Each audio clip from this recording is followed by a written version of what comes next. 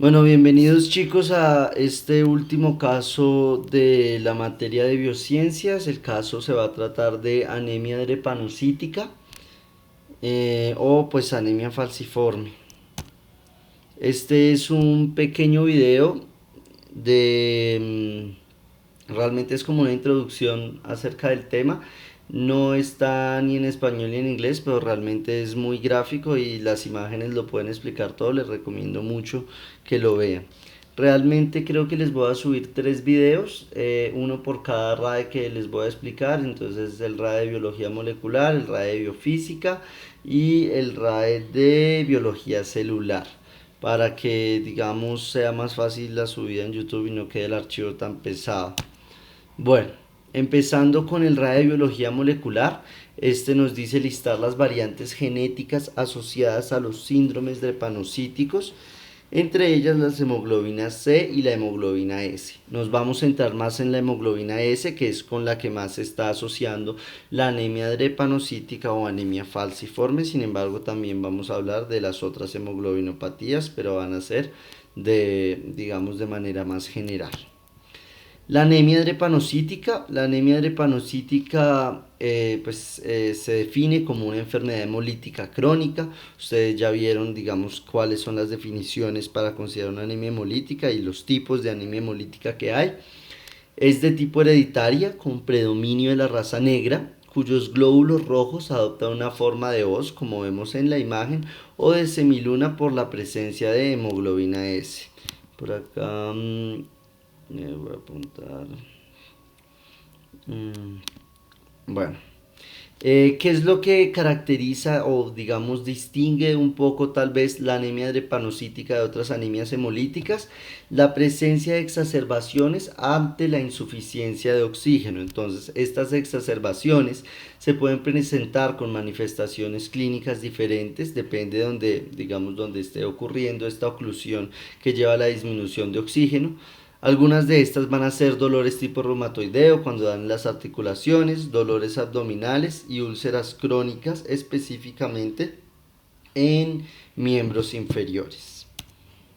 Respecto a la herencia es de tipo mendeliana recesiva, es decir, que para uno estar totalmente afectado debe ser digamos, tener los dos alelos afectados. Un heterocigoto puro no va a presentar la enfermedad, sin embargo será portador, y un heterocigoto mixto o compuesto va a tener un cuadro clínico atípico. ¿Qué quiere decir esto de heterocigoto mixto y heterocigoto puro?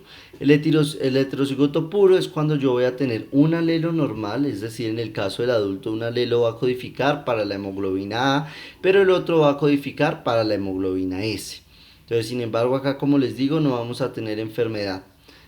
Más si vamos a ser portadores. Y el heterocigoto mixto es cuando tiene un alelo codificante para hemoglobina S, pero el otro alelo ya no codifica para una hemoglobina normal, sino para otro tipo de hemoglobinopatía, sea una hemoglobina C, una hemoglobina D, una hemoglobina H, demás. Respecto al sexo y la edad, va a tener un predominio en mujeres jóvenes, y como dijimos que era de tipo mendeliana recesiva, vemos acá el cuadro en donde los dos padres son portadores. Al ser dos portadores vamos a tener 50% de probabilidades de tener unos hijos portadores, 25% de tener un hijo totalmente normal y 25% de tener un afectado, es decir, los dos alelos, como les digo, codificantes para la hemoglobina S. Respecto al cuadro clínico, entonces como cualquier anemia va a presentar los síntomas generales de este tipo de enfermedades, es decir, una palidez cutánea y el tinte subictérico. Acordémonos que cuando digamos no es muy evidente la ictericia, digamos en piel, se podría ver en escleras o mucosas, como acá lo observamos en la imagen. Vamos a tener una espleno y hepatomegalia asociada a no adenopatías y lesiones ulcerosas, como vimos, de predominio en los miembros inferiores. Entonces, realmente estas alteraciones, la mayoría de estas se da por trombosis y oclusiones de los vasos. Entonces, la trombosis básicamente es la causa principal de las lesiones existentes, específicamente y más que todas de las lesiones ulcerosas. Tenemos modificaciones óseas, como lo vemos acá en la imagen. Este fenómeno se llama el signo del peine. Entonces, al ser una anemia, pues vamos a tener la disminución de glóbulos rojos y digamos el cuerpo, pues para intentar, digamos, compensar esta pérdida, pues va a intentar aumentar la cantidad de glóbulos rojos, de producción de glóbulos rojos. Es decir, que va a empezar a hacer eritropoyesis en sitios donde antes no hacía. Entonces, acordémonos que la eritropoyesis en el adulto, pues va a ser básicamente en la médula ósea del esqueleto axial y de los huesos largos, es decir, va a ser de predominio en el fémur, todo lo que son las vértebras, las costillas, clavícula, pero como tal en el cráneo no tenemos eritropoyesis, solo ante fenómenos, digamos, de este estilo, como lo vemos en este tipo de anemia. Tenemos disfunción hepática, la litiasis biliar, y pues como veíamos diciendo, trombosis en múltiples órganos, específicamente en vaso e hígado. Entonces acordémonos que todos estos fenómenos de obstrucción, entonces básicamente no permite que digamos una excreción de la bilirrubina, que llevaría a presentar tanto estos cuadros de litiasis, es decir, estos cálculos en la vesícula, asimismo como la ictericia. Bueno, ya digamos cuando ya vimos al paciente, se nos hizo una sospecha por clínica, necesitamos algunos paraclínicos como para que nos sigan sospechando o ya confirmar el diagnóstico, vamos a pedir un cuadro hemático. Este cuadro hemático, ¿cómo lo vamos a encontrar? Una normocitosis, es decir, podemos tener, digamos, no una alteración en el número como tal de glóbulos rojos. Sin embargo, estos glóbulos rojos pueden presentar las deformaciones que estábamos nombrando, las deformaciones en os ante la privación de oxígeno. Este proceso de cambio de fenotipo más o menos inicia a las 2 horas de empezarse a producir esta deprivación y tiene un pico máximo entre las 12 y las 24 horas. Es reversible en reticulocitos e irreversible en glóbulos rojos adultos. Los reticulocitos van a ser básicamente unos glóbulos rojos inmaduros. Entonces, la célula madre de los glóbulos rojos como tal es el eritroblasto, que está en la médula ósea, pero entonces el eritroblasto como que busca una, digamos, saca a circulación una célula, digamos, como prematura antes de que se convierta en glóbulo rojo, que son los reticulocitos. Entonces, cuando hacemos el cuadro hemático y digamos empezamos a medir cuántos glóbulos rojos hay, más o menos entre 0.5 y 1.5 van a ser reticulocitos. Entonces, otra característica que acabamos a tener es la reticulocitosis, es decir, unos reticulocitos aumentados, más o menos hasta un 15%. Algunos fenómenos, digamos, de cambios de formas o inclusiones en los eritrocitos, como son sideroblastos, normoblastos y cuerpos de Joly, que vamos a ver en la otra imagen. La leucocitosis con desviación a la izquierda. Entonces, leucocitosis es básicamente aumento de glóbulos blancos. Sin embargo, cuando nos referimos a la izquierda, ustedes saben que de glóbulos blancos hay muchos tipos. Tenemos macrófagos, mastocitos, eosinófilos, neutrófilos. Cuando nos referimos a una desviación a la izquierda, es que es en base a los neutrófilos. Las plaquetas están normales. Otra cosa que se me olvidaba decirles es que la leucocitosis básicamente se vuelve un factor de riesgo y de mal pronóstico para presentar infarto agudo del miocardio, ACVs, falla multiorgánica e insuficiencia pulmonar. Bueno, las plaquetas, respecto a las plaquetas, no se han encontrado muchas alteraciones. La bilirrubina indirecta va a estar aumentada, entonces acuérdense de las clases de bioquímica. Tenemos dos tipos de bilirrubina. La indirecta se da primero, que es cuando no se ha dado la conjugación en el hígado. Y bueno, en este caso esta sería la que estaría aumentada y tendríamos una excreción de urobilinógeno fecal también aumentada.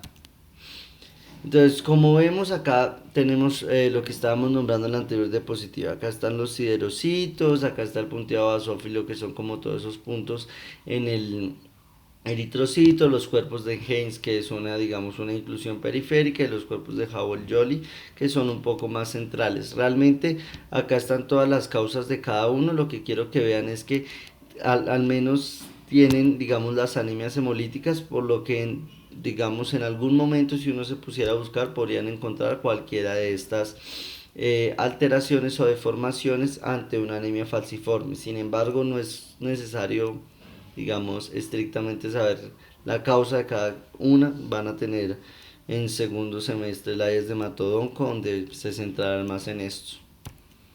Bueno, las hemoglobinopatías. Las hemoglobinopatías son múltiples enfermedades que, como su nombre lo dice, son alteraciones en, digamos, en la hemoglobina como tal. Entonces vamos a tener varios tipos de hemoglobina.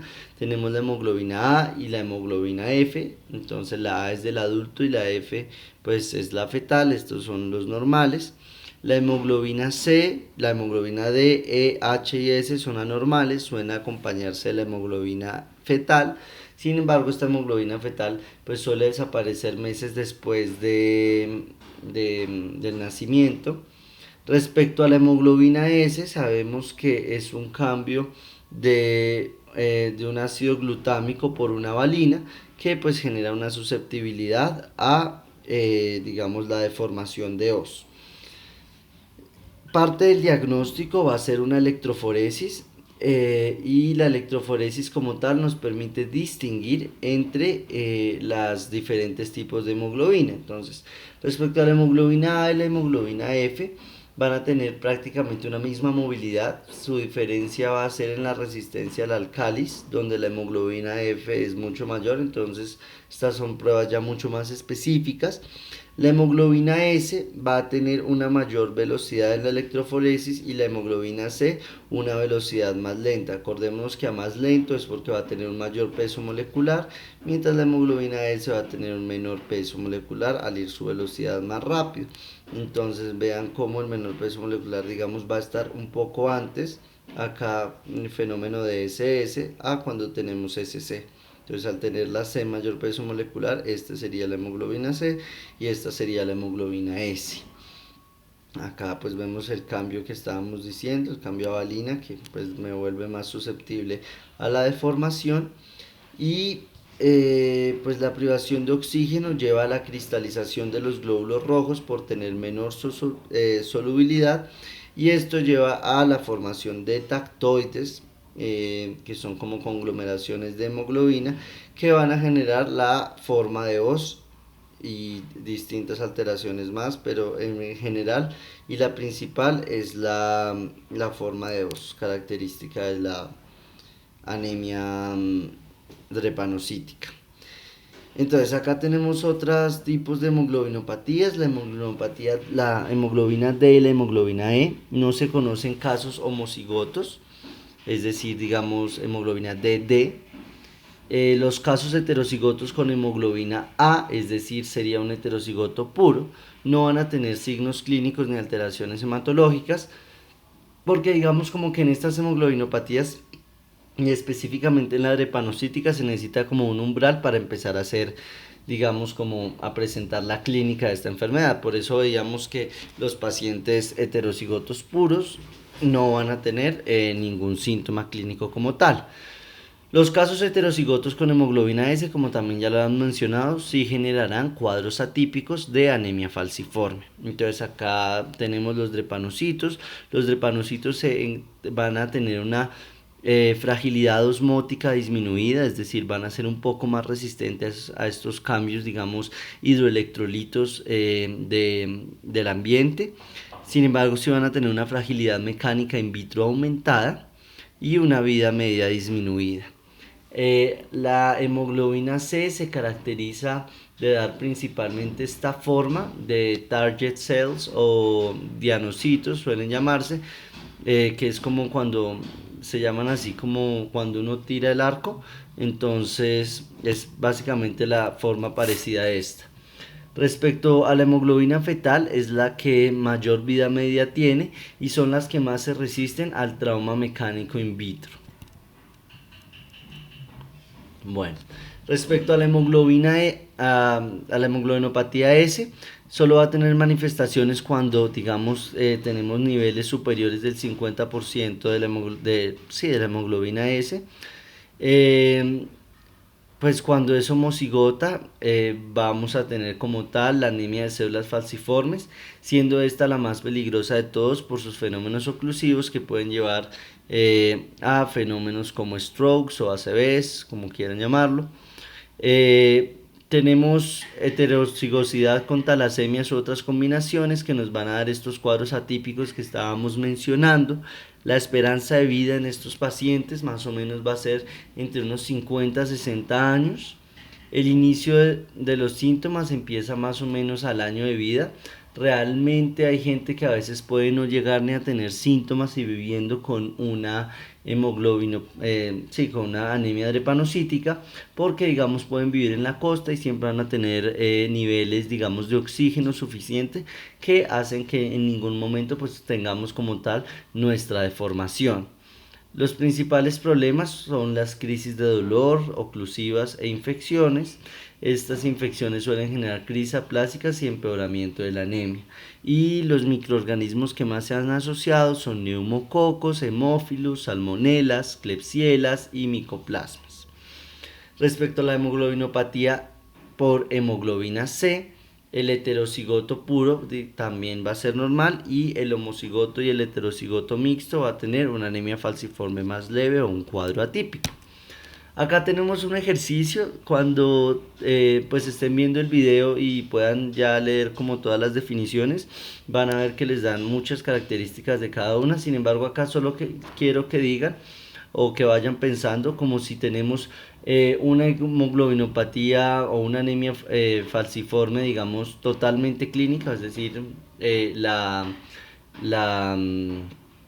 homocigota recesiva, por decirlo así, o si por el contrario vamos a tener cuadros atípicos. Entonces, el primer ejemplo nos dice un estado homocigoto, ambos genes para la hemoglobina S. Al tener ambos genes en la hemoglobina S tendremos un cuadro clásico de una anemia hemolítica grave tipo drepanocítica. Acá nos dicen, es heterocigoto puro, tiene un gen para hemoglobina S y otro para la hemoglobina normal o A. Al ser heterocigoto puro, yo no presentaré clínica. Entonces vamos a tener ausencia de manifestaciones clínicas. Un gen para la hemoglobina S y otro para la talasemia. Entonces acá el cuadro puede tener algo de anemia drepanocítica, pero será un cuadro atípico. Entonces, pues acá les dan, como les digo, diferentes características de cómo vamos a encontrar los glóbulos rojos, pero es importante en que ustedes sepan si es un cuadro clásico de anemia falciforme o más bien atípico. Acá tenemos un gen para la hemoglobina S y otro para la hemoglobina C. Lo mismo, vamos a tener un cuadro atípico de una anemia drepanocítica. Por último tenemos un gen para la hemoglobina S y otro para la hemoglobina D, será de la misma forma, un cuadro atípico.